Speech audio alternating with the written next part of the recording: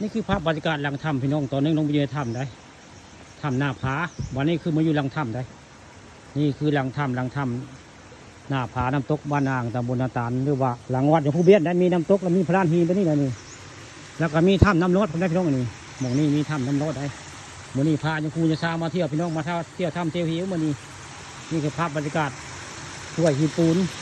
บ้านนางตำบลนาตาลนะหมองนี่จะมีถ้ำน้ำรดได้นี่น้ำสีไรก็ถ้ำแล้วก็ไปพูมึงใต้ไปได้นี่นี่คือถ้ำน้ำรดบ้านนางตำบลนาตาลนี่แล้วก็ถ้ำไปพูของใต้ไปได้แต่เล่นก็ถ้ำมันนี่ผู้ข้าฟังธรรมพาชมพาอย่างครูยาซาเพิ่นมาเที่ยวได้มาเบิ่งถ้ำน้ำรดอยู่บ้านนางตำบลนาตาลอำเภอเต่างอยนี่คือภาพบรรยากาศพระลานหินได้แต่เป็นถ้ำน้ำรดในหมองนี้มื้อนี้ผู้ข้าฟังธรรมพาชมพาอย่างครูยาซามาเที่ยวได้มาทีมงานด้วยบางคนกินน้ำผู้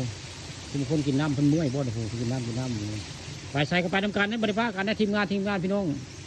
นี่แหละคือถ้ำน้ำรดบ้านนางตำบลนาตาลนั่นเองน้ำอยู่เข้านี่ได้น้ำจากมาได้ถ่ายก็นี่แหละคือถ้ำน้ำรดบ้านนางตำบลนาตาลอำเภอเต่างอยแบบนี้ค่ะการทำผสมนี่หูด้วยเป็นหูด้วยน้ำรดแต่ว่าผู้ใต้อีกแล้วนี่แหละถ้ำน้ำรดบ้านนางตำบลนาตาลอำเภอเต่างอยพี่น้องแต่แรงได้ถ้ำวันนี้ก็ภาพบรรยากาศ